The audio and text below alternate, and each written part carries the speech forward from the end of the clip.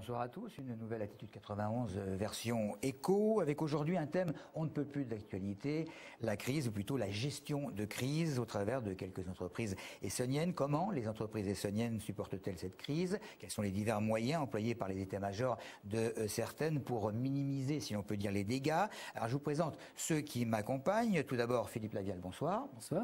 Vous êtes président de la Chambre de commerce et d'industrie, ça tombe bien, hein, puisque vous travaillez depuis un certain temps sur la thématique de la gestion de crise. On en parlera dans un instant. Gestion de crise dans un environnement que vous connaissez évidemment bien. Oui. Je vous ai dit bonsoir tout à l'heure. De toute façon, Mobitic Consulting, c'est devenu votre bébé. C'était pas votre bébé avant, mais il a été adopté et bien. Tout à fait bien, hein, oui, tout à fait. Et je dois dire que je suis pleinement heureux de l'avoir adopté. Et de manière un petit peu péremptoire ou prétentieuse, je vais dire que nous, on se présente un peu comme une solution à la crise. Donc c'est un petit peu prétentieux sur le sujet, mais clairement, vous connaissez tous Google. Google, c'est une entreprise sur laquelle il y a plus de 150% de croissance annuellement. Tout le monde fait des recherches sur Google. Nous sommes des partenaires de ce type de structure, mais ainsi que Microsoft, IBM ou autres.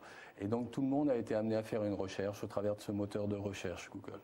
Nous sommes tout simplement en train de passer d'une ère où on travaillait dans les entreprises à partir d'une informatique locale, présente localement sur des ordinateurs, à une informatique d'entreprise sur laquelle on va être connecté sur des centres de données informatiques répartis un peu partout dans le monde.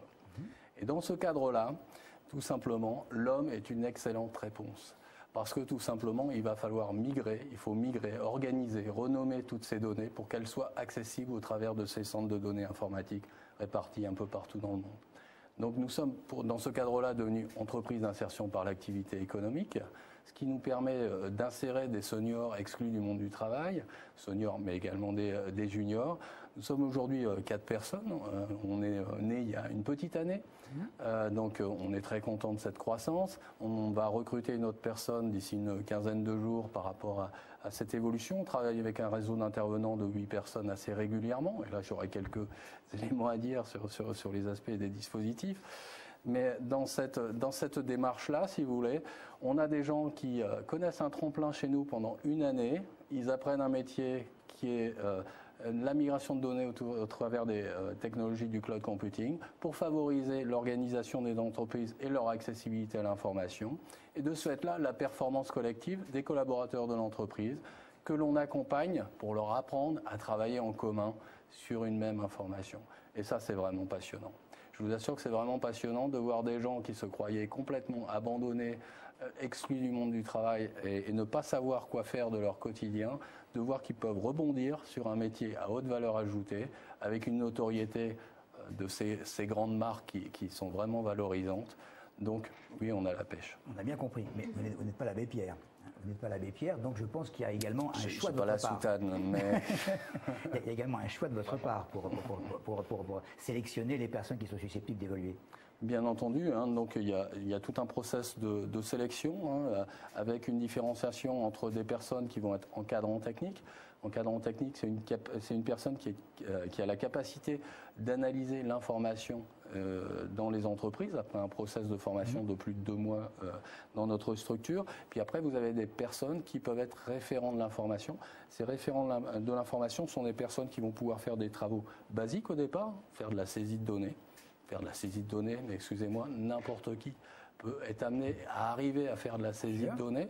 Et puis après, de manière plus pertinente, arriver à discerner quel type de données il va falloir migrer.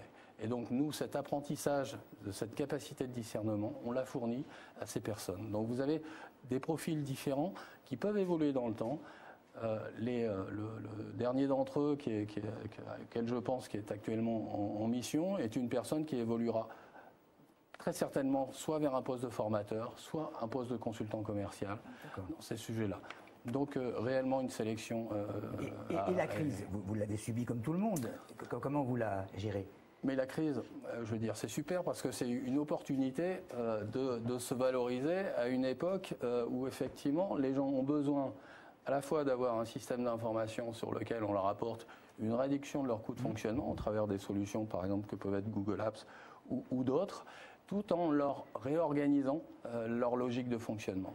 Donc pour nous, c'est vraiment le moment sur lequel il faut apporter une valeur ajoutée. Philippe Lavial, ça, on l'avait pas entendu encore. La crise, c'est super parce que c'est l'occasion de se booster. D'abord, la première chose, c'est qu'on est dans un département magnifique quand même. Oui. Quand on voit ces chefs d'entreprise, ils ont tous eu des aventures sensationnelles à nous faire partager. C'est vraiment, enfin, c'est très émouvant.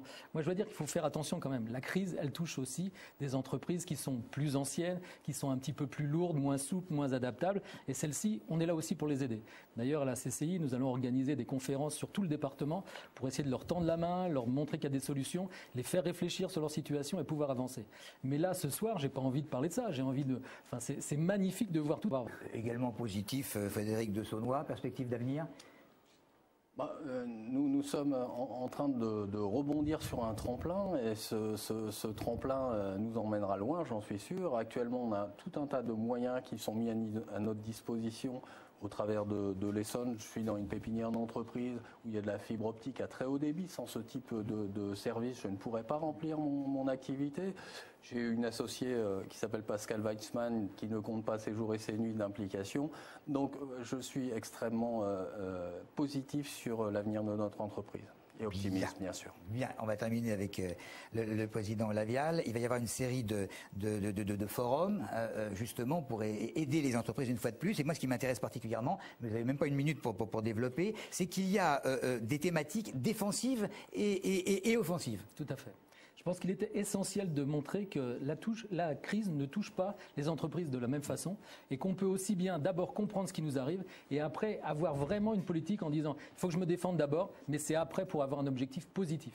On parlait de positive attitude, et bien justement, c'est ce qu'on veut insuffler dans toutes les entreprises de l'Essonne, même celles qui sont un petit peu en difficulté en ce moment. Alors c'est une conférence le 15 novembre et ensuite tous les forums avec différentes dates qu'on mettra d'ailleurs sur notre site, comme il l'est sur le site de la CCI. Voilà, fin de cette émission qui nous aura évidemment permis d'en apprendre un petit peu plus sur la disposition des esprits des dirigeants optimistes, bien sûr, grâce à la collaboration active de Valérie Leboudec et de Dominique Darbouret. Soyons offensifs, c'est ce qu'on aura retenu de la part du président de la CCU. La prochaine Attitude 91, ce sera une version politique et en principe ce sera la députée maire de Longjumeau qui sera l'invitée de Télésonne, Nathalie Kosciusko-Morizet.